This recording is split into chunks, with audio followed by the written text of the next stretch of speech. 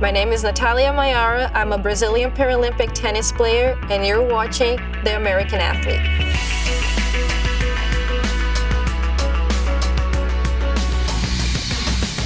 It was kind of like challenging, but I feel like that's what I loved about it. You know, like that's what basically challenged me every day to keep going back and be like, I'm gonna get this right, you know?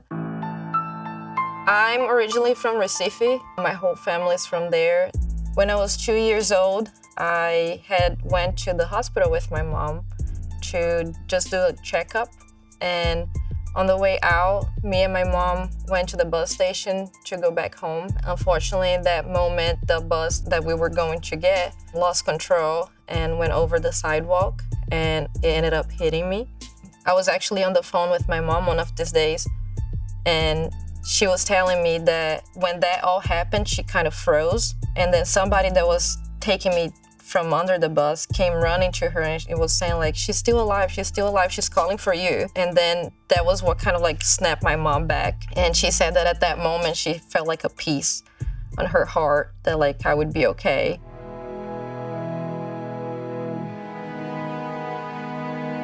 I had to start getting surgeries every year after that accident because my bone structure keeps growing, but obviously your leg doesn't. So I have to do revisions for the bone every year. And the faster you grow, the more surgeries you have to do.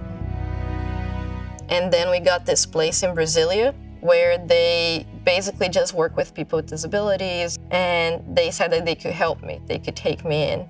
But again, we didn't have money to be traveling back and forth from Recife to Brasilia. So we ended up moving to Brasilia, and that's where kind of like my whole life changed.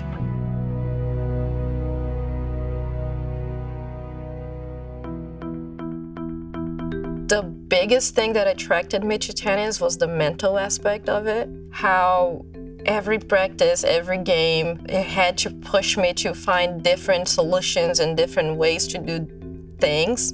Tennis is an individual sport, but you also have a little bit more of like that team feel to it, especially when you have like doubles to play, you have a tournament that you go with your whole team and things like that. And so I kind of like that, a little bit of freedom that tennis gave to me. I remember I wanted to participate for London 2012, and my coach was like, I think it's too short of a time, so let's prepare for the next one. I was like, no, I want London. I will make it, and I ended up making it. I was 17 years old, and I got a terrible draw, terrible. Like my first game was against number 2 in the world. It was kind of like infuriating because I was like, I came this far to play against number 2, but at the same time I was like, you don't do that every day, you know? I was literally shaking. It was like, I remember when you're doing the switch of sides of the court, I stopped to drink some water and I was like, I can't. That one was really hard. And I started winning somehow. Don't ask me how. And I was like freaking out. My head was just like, you know, I wasn't mature enough to be even dealing with the win, I feel like. So that experience was like mind-blowing. I didn't win that game at the end, but it was really cool. And then Rio was just a whole different ball game, I feel like, because again, it was home. And I had just won the Pan American Games, 2 gold medals. So there was a lot of eyes like at me, like it's now. I think I came to that one with a different mentality. I was actually like, I'm not here just to participate, I want to win a medal. Unfortunately, it didn't happen, but like I feel like even if I didn't get the medal, that was like one of the best experiences of my life. When I moved to the US, I moved to practice for the Paralympic Games because I was like in the best level of tennis I've ever been in my life. I was doing 3-set matches against number 1, number 2 in the world.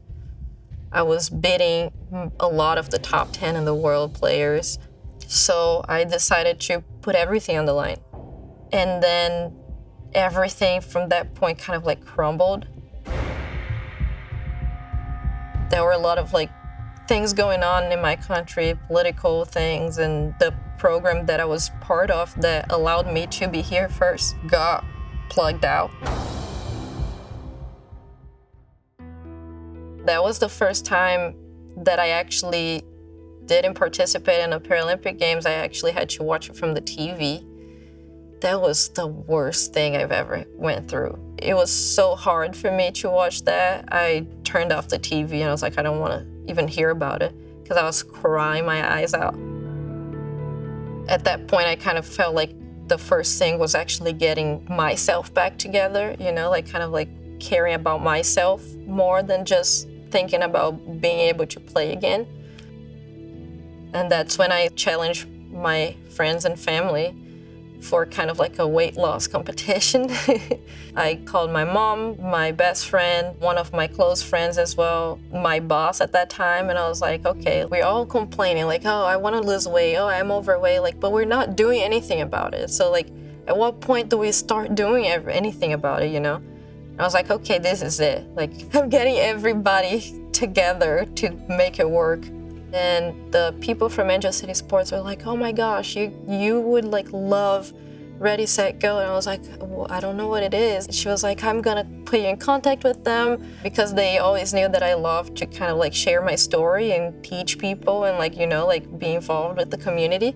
Like I'm still an athlete. Like I'm still here to be the athlete to show these kids what they can do. I wish I had that when I was growing up.